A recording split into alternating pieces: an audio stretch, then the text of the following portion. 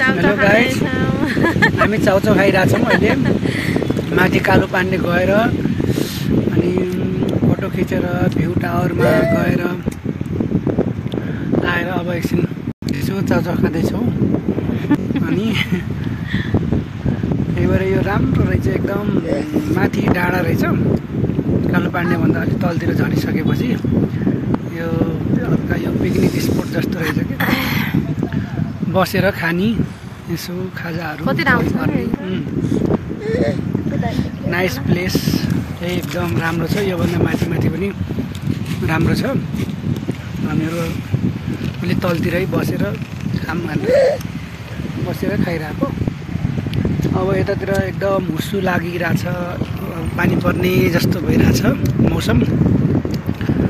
त्यही भएर अब हामी पनि छिटो गरेर यहाँबाट हिँड्छौँ। अब चाउचाउ खाएर पानी पर्ला जस्तो छ। फेरि अब धोएर सुकाएको कपडाहरू सब भिज्छ फेरि पानी परेर। यहाँ त कति बेला पानी पर्छ, कति बेला घाम लाग्छ थाहै हुँदैन। यस्तो छ यहाँ काठमाडौँको मौसम।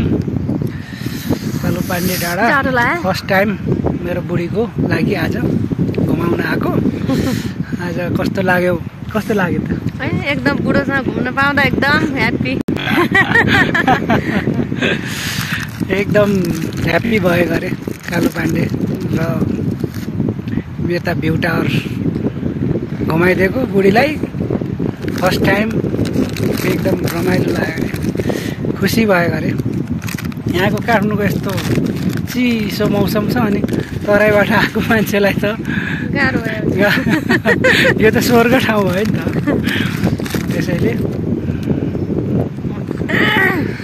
त्यसैले यहाँ जो आए पनि यहाँ खुसी हुनुहुन्छ, खुसी भएर जानुहुन्छ। उसो लाग्यो यतातिर। ठिक छ।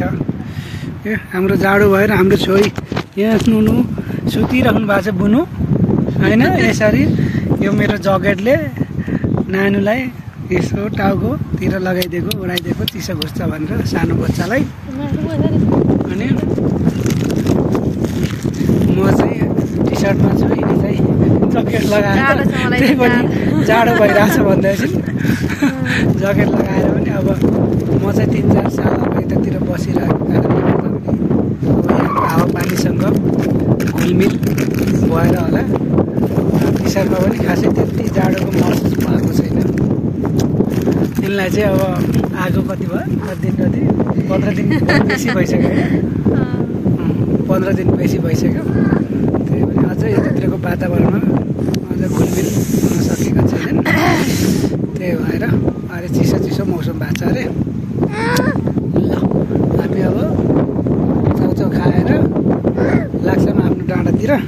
यो नानुले जाडो भएर हल्लिनु भएन, नतरी भने नानु त एकदम यताउता चल्ने होइन।